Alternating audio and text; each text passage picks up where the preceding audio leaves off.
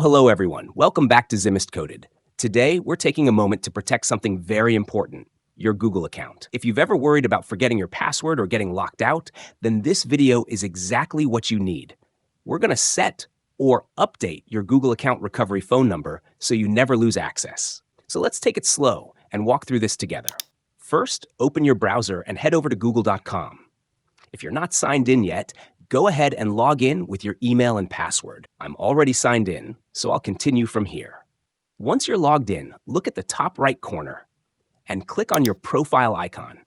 A small menu pops up, and from here, select Manage Your Google Account. This will take you straight into your Google account dashboard. On the left side, you'll see different sections. Click on Security and Sign In. Now scroll down gently until you get to the area labeled How You Sign In to Google. Right there, you'll find Recovery Phone. If you've never set a recovery number before, this space will be blank, and if you already have one saved, like mine, you'll see your number displayed. Let's go through the update process together. Click on Recovery Phone. Google will first ask you to verify that it's really you, so enter your account password and click Next. This step is very important for your security. After verification, you'll now see the options to update your number. You can change it by clicking the little edit icon, or remove it completely using the delete icon. Let's update it. I'll click on the edit icon.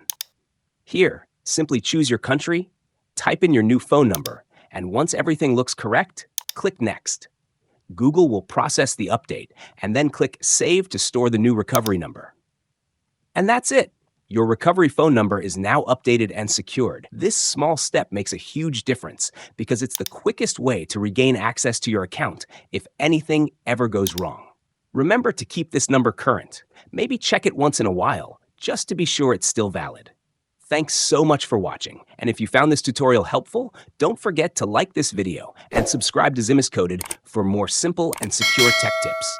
See you in the next one.